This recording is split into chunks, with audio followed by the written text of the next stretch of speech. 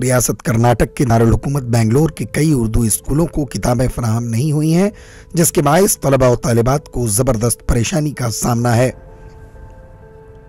محکمہ جو کتابوں کا جو محکمہ ہے، یہ پہلے جو ہے کنڑا کی طرف زیادہ جو ہے توجہ دیتی وہاں پر، اور سائملٹینیسلی جو ہے پرنٹنگ جو ہے اردو کا نہیں ہوتا گیا۔ اب اس سے جو ہے ہمارے پاس وہ کتابیں آنے کے بعد جو ہے کئی دن یا کئی مہینے جو ہے لگ جاتے ہیں۔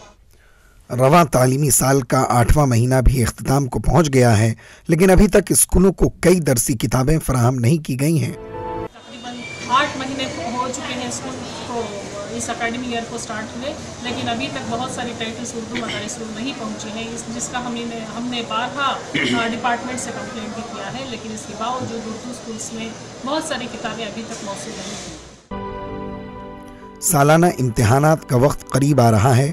کتابیں دستیاب نہ ہونے سے طلباء کی پڑھائی پر زبردست اثر پڑ رہا ہے اور امتحانات کے لیے مشکلات پیدا ہو سکتے ہیں۔ بہت سارے جو مدارس ہیں اس میں جو ہے بک بینک جو بنا کر ہیں، وہ بک بینک کے جو بکس ہیں وہ لے کر جو کرانا ہے وہ اساتذہ کو ریسپانسبلٹی دی گئی تھی، وہ اساتذہ کیے ہیں۔